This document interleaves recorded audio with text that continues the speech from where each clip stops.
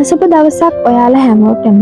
ඉතින් වෙනදට කේන්ති යන්නේ නැති ඔයාටත් මේ දවස්වල නිතරම කේන්ති එනවා නම් චුට්ටක් මේකට අහුම්කම් දෙන්න.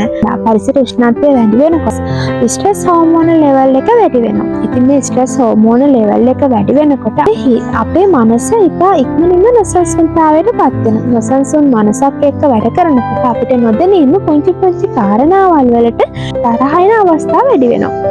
කේන්තිය පාලනය කරගන්න අපිට කරන්න තියෙන්නේ අපේ මේ ස්ට්‍රෙස් හෝමෝන ලෙවල් එක අඩු කරගන්න අපි පුංචි පුංචි දේවල් ටිකක් කරමු. ඔයාට පුළුවන් දිනපතා නාන්න භාවනා කරන්න. ඔයාට පුළුවන් භාවනාවක් විදිහට deep breathing exercise එකක් කරන්න. එහෙම නැත්නම් ඇස් දෙක පියාගෙන බාහිර sound වලට අහුම්කම් දෙන්න. එහෙම වුණොත් ඔයාට පුළුවන් ඔයාගේ මනස අනුසංසම් වෙන්නේ නැවත සංසුන්භාවයට පත් කරගන්න. ඒ විතරක් නෙවෙයි මේ වගේ කාලවලදී ඔයාගේ මනස සංසුන්ව තියාගන්න ඔයාට පුළුවන් ඔයා කැමති විනෝදාංශයක ඔයා කැමති දෙයකට පුංචි පැය කරගන්න.